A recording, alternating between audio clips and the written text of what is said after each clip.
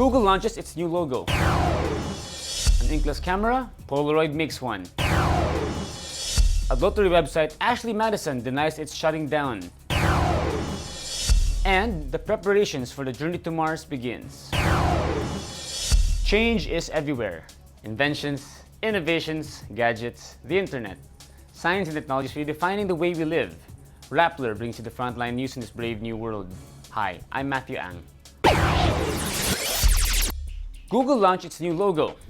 The logo keeps its four-color scheme but shifts to a soft sans serif font and replaces the blue lowercase g icon with an uppercase G combining blue, green, red, and yellow. This comes just weeks after Google gets stuck in a new parent company called Alphabet. Google says it refreshed its logo to better suit mobile devices. Samsung formally launched its Samsung Gear S2 smartwatches, the Gear S2 and the Gear S2 Classic. Pricing and release information have yet to be announced. Samsung says the Gear S2 Classic is meant for users who prefer a more timeless watch design with a black finish and a matching genuine leather band. The Gear S2, on the other hand, is meant for those who prefer coat, minimal and modern design. It comes in a dark gray case with a gray band or in silver with a white band.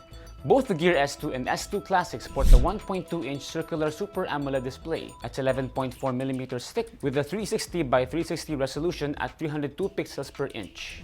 Both pack in a dual-core 1.0 GHz processor and come with a 512MB RAM space and 4GB of internal memory. The Gear S2 smartwatch will allow users to send emails with voice compatibility available for the Gear S2 3G models. Samsung also said the smartwatches have 2 to 3 days of battery life. More on Google. Another event will be held in San Francisco on September 29 that may introduce new Nexus smartphones to the market. CNET reports those familiar with the company's plans said Google will reveal 2 flagship Nexus devices, one from Korean device maker LG and another from Chinese manufacturer Huawei. But a Google spokeswoman declined to comment on the report. LG is no stranger to making phones for Google's flagship line. It built the Nexus 4 and 5, but it will be Huawei's first time.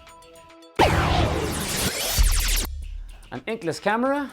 Polaroid puts a modern twist on classic Polaroid instant cameras by combining it with digital camera technology. Polaroid releases Snap, a 10-megapixel shooter that comes with a zero-ink printing innovation by Zinc. How? Snap uses the company's own special paper as film, where color crystals are embedded in every page and will be activated by heat inside the camera. The result? A high-quality 2x3-inch print in under a minute. It features 3 capture modes: color, black and white, and vintage Polaroid. It also comes with 32GB of storage. Polaroid CEO Scott Hardy says the Snap is at the price point consumers would expect to pay for an analog instant camera, available by the end of the year with a retail price of $99.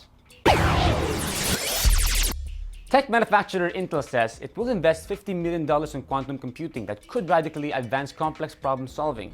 Intel says potential applications for quantum computing include large-scale financial analysis and more effective drug development. Quantum computers use quantum bits that can exist in multiple states simultaneously. Quantum technology offers the potential to compute a large number of calculations all at once, yielding super-fast results.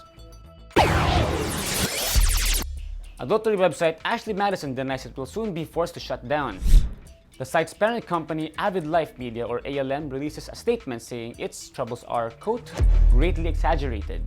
ALM also says news site Gizmodo made incorrect assumptions about some of the leaked data, overstating the damage the scandal inflicted in Ashley Madison. In its story, Gizmodo said most of the profiles of women on Ashley Madison were fake or created by bots whose IP addresses trace back to Ashley Madison itself. But ALM insists the male-to-female ratio of its clients is 1.2 to 1.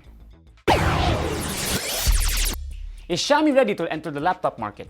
Reports say it may introduce its first laptop in 2016.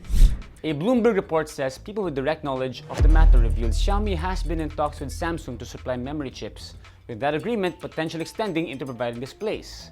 But both Samsung and Xiaomi declined to comment. The preparations for the journey to Mars begin.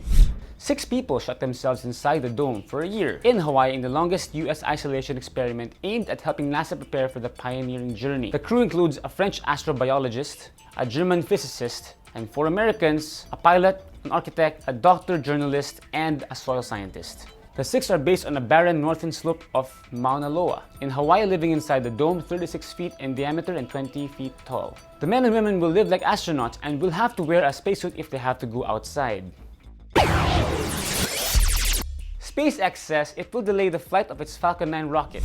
This comes after an explosion hit the rocket on its way to the International Space Station last June. The blast destroyed what was supposed to be a routine cargo mission and cost NASA at least $110 million. SpaceX CEO Elon Musk says the company had a 7-year record of safety in flight until the accident happened. SpaceX says it's a couple of months away from the next flight. And before we go, here's a Soyuz spacecraft with 3 astronauts on board that blasted off towards the International Space Station early Wednesday. The trio includes the first Danish citizen to ever fly to space. They took off using the same launch pad that Yuri Gagarin used for his historic entry into space in 1961. And that's SciTech4u, a fun rundown of the nerdiest, smartest science and technology events and breakthroughs on the planet. This is Matthew Ang. See you next week.